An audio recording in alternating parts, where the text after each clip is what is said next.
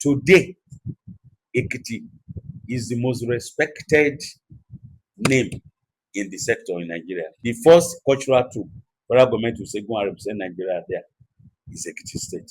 The festivals are products that attract foreigners to your doorstep.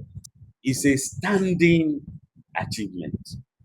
Anywhere festival is holding, we look forward to receiving you, and indeed art and culture lovers from all over Nigeria at Ekifest 2026.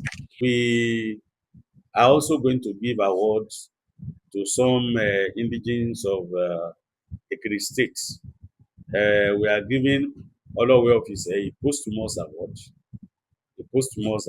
to recognize what he has done for the state in arts. We are giving the living legend Chief Ojojolu award this year's festival.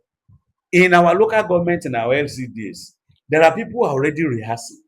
They are preparing. They are already paying them to rehearse. They are already putting food on their tables because Ekifest is coming and they are preparing.